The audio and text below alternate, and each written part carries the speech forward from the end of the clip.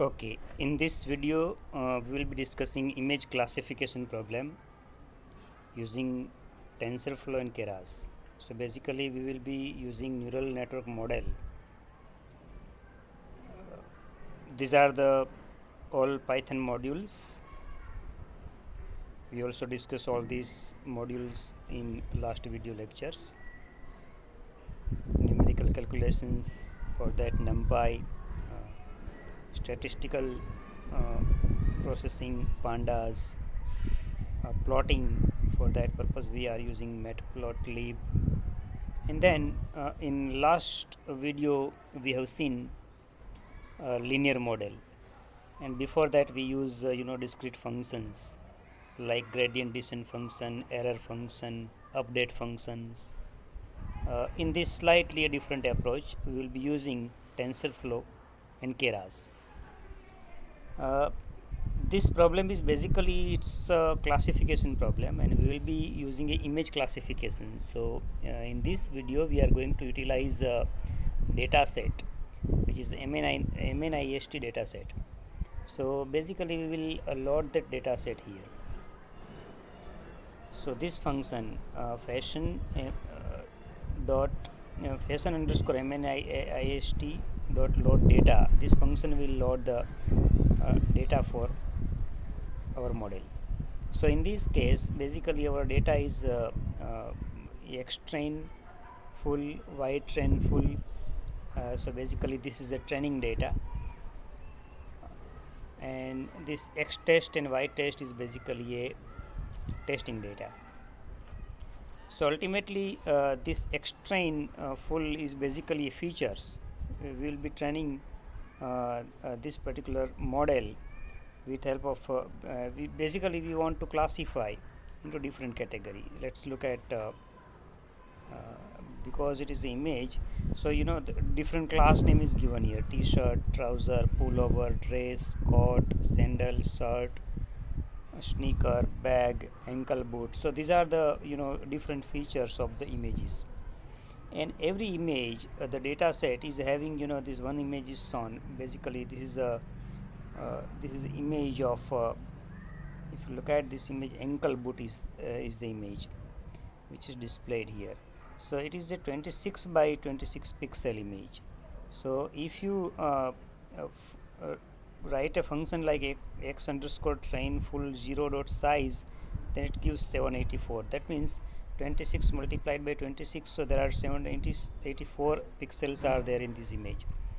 So we basically want to classify the given images. So we have a lot of images available in a training set, and these images we will feed to the neural network. Here actually in previous examples we were be using min max scalar as well as the standard scalar. In this case, because it is an image, it is a 8-bit image, so pixel values are ranging from 0 to 255. So highest value would be 255 and the lowest value will be 0. We would like to scale it from 0 to 1, so immediately we are dividing it by 255. So we don't require to use any standard functions for that purpose. Simply every pixel we will divide it by 255, then automatically it will be within a range of 0 to 1. We will be dividing our training set into training as well as testing. So initial 5000 images we will be using for a training purpose, and rest images we will be using for a testing purpose. So that's how we are using. In our previous example we use standard function split test train. So that was the standard function was used from sklearn library. Here we are not using that standard function. Then we will be using random numbers, because initially we have to decide the weight. So we decide SID 42. Then we are using here Keras sequential model. It has a input layer 28 by 28, because our pixel size is 28 by 28. So naturally all the pixels will be fed to the input layer. So input layer size is 28 by 28. There are two hidden layers, and every this layer has a 300 neuron in that. So the first hidden layer has a 300 neuron, second hidden layer has a 100 neuron. and this is the output layer, which is a 10 neuron, because total classification, if you look at here, total there are 10 classification. This t-shirt, trouser, pullover, dress, coat, sandals, shirt, sneaker, bag, and ankle boots. So there are 10 categories are there. So in output layer there are 10 neurons are there. When we write this model dot summary, it will basically display entire model here. So basically this model is a sequential model. Your input layer has a 784 because 28 into 28, which will be resulting into 784. Then after this is a dense layer, because it is a hidden layer, and 300 neurons. So 784 multiplied by this 300, and then plus 300 will give this figure. Then second hidden layer has 100 neurons. So 300 multiplied by this 100 plus another 100. So that will be parameters for this particular layer. And then output layer will be a 10. So 10 multiplied by 100 plus 10. So it will be a 1010 will be a parameters for this particular layer. So total, if you combine all these parameters, 266610 are the parameters useful for this particular neural network model. Then basically Keras utility is there to plot the model, and these are the weights and biases, because we have to initialize the different weights initially random from the random numbers, and then we will be updating all those weights. So here we will be using loss functions, sparse categorically cross entropy function we will be using. So in last example we use mean square error. Mean square error is useful for a linear regression kind of a problem, but here it is a classification problem, so for that it is not good. So here we are using a loss function like a cross entropy function. Optimizer, we are using a stochastic gradient descent. So in last tutorial we have seen the gradient descent. This is a stochastic gradient descent which is good for the classification problem. And matrix will be accuracy. So we are trying to focus on the accuracy. And this is how we will be compiling our model with help of a this model.compile function. Once we compile the model, there is a history, model history. So model.fit. So ultimately we are trying to fit our model, because we have a now training set ready with us. So these are the number of epochs we are going to run. Initially, before recording this video, I have already run this. Again we will run see, but I will show you the previous result. So there are total 30 epochs are there, and every epoch the losses will reduce. So whenever we run the epochs, the model will be trained, and whenever the model will train, weights will be automatically updated, and because of that weight updation, the losses is continuously decreasing. So if we look at to last epoch, at that time the loss is 0.2251. So and accuracy will be improving at every epoch. Let us run this model once again, and let us see what is happening. So as now you can see that this model is running. Recently this first epoch is running. So first cycle is going on, now second cycle is going on. So now model has started, initially it was saved. So initially I run the 30 epochs, so that model was saved up to that point. Now it has started from that point onwards, so now loss will reduce. I will show you previous graph, and then I will also show you the modified graph. This is the graph which is plotted. Meanwhile, all that epochs are running. Let us look at this graph.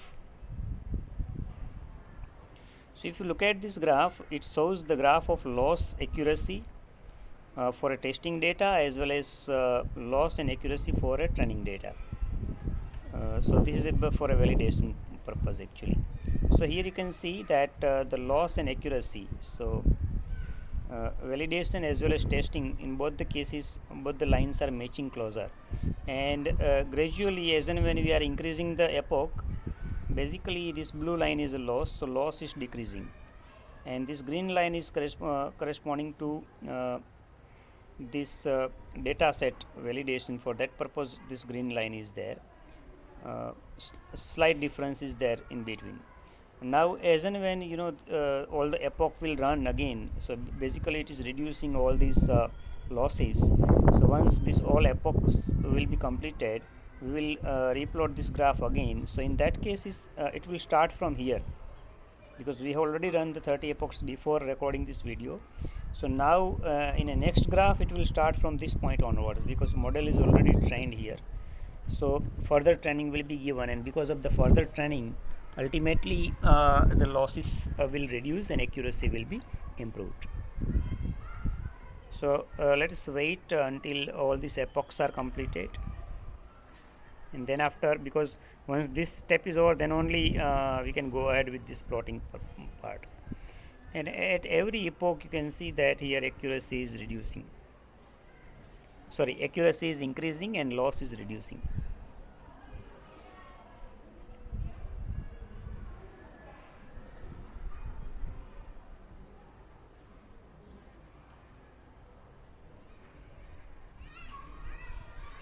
Because this neural network model involves lot of computations, because there are 300 neurons here, and this is a fully connected network.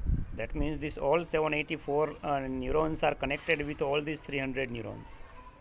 Similarly, these 300 neurons are interconnected with 100 neurons.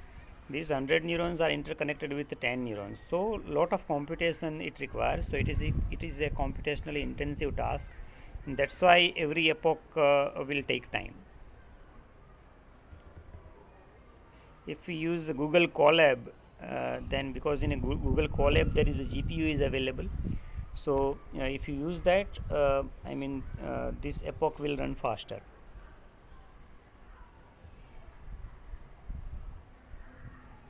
Now I think last epoch is running. So this is our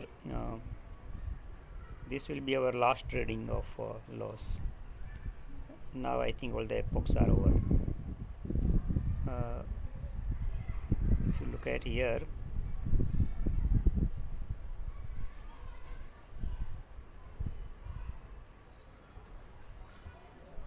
okay, this is the last epoch. In that case, losses is 0.1381, accuracy is 0.9510. And after that epoch, actually we have displayed the history. So it is also showing that history here. The losses is plotted here, but already we have seen it here, and we want to plot in a graph, so no need. Now I think whenever we press Control or Enter, the graph will be modified. Now as you can see, it started from this point onwards, and accuracy is now improving, and then loss is decreasing. Then we will evaluate the model. So for that, actually model.evaluate is the function. So basically we will be feeding three datas, and we will try to plot and whether it has predicted correctly or not. So we will feed some new test data. So we will take three samples from the test data, and then we give it to the prediction model, and then we will show those images whether it has correctly predicted or not. So let's run this.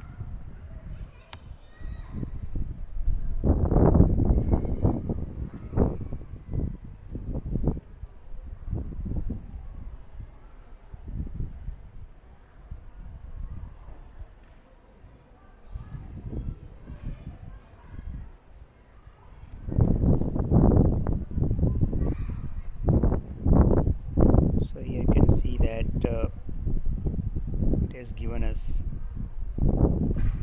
this image,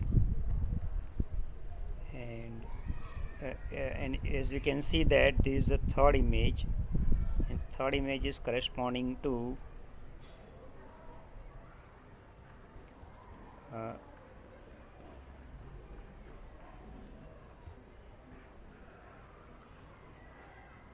okay, spool over, and then ankle boot, and then after testing image 1. So as you can see that it has correctly predicted all these three images, and we can say that the training is over, and now our model is ready for image classification problem. Thank you very much.